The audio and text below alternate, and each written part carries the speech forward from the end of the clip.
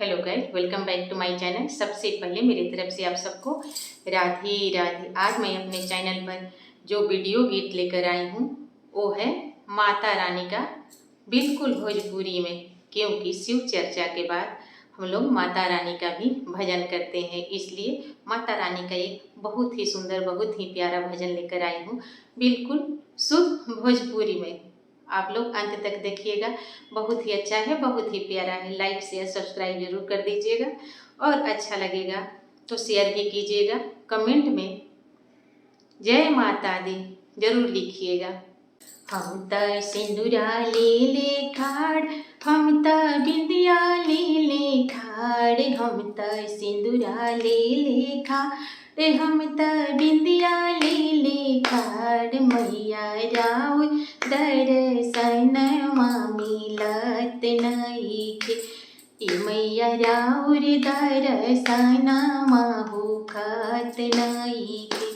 हम त झुमका ले ले खाड़, हम त हरवा ले ले खाड़, हम त झुमका ले ले खाड़, हम त हरवा ले ले खाड़।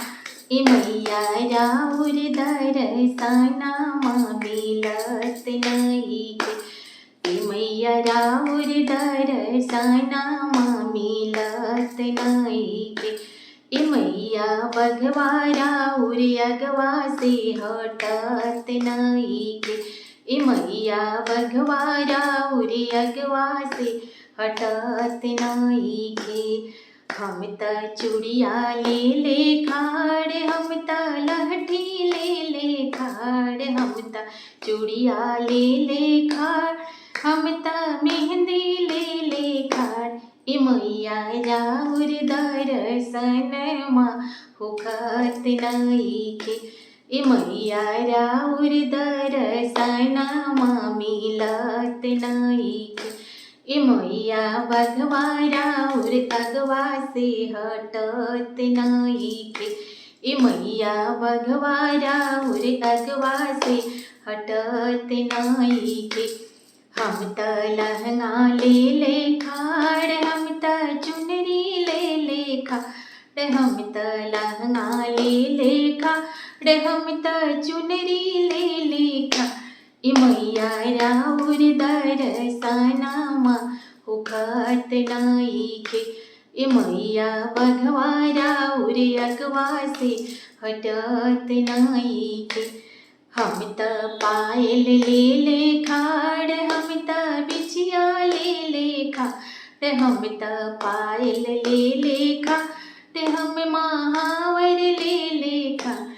मैया राउर दर्शनमा होखत नइखे, मैया राउर दर्शनमा होखत नइखे। मैया बघवा राउर अगवा से हटत नइखे, मैया राउर बघवा अगवा से हटत नइखे। हम त जलवा ले ले खाड़, हम त भोगवा ले ले खाड़, हम त जलवा ले ले खाड़, हम त भोगवा ले ले खाड़।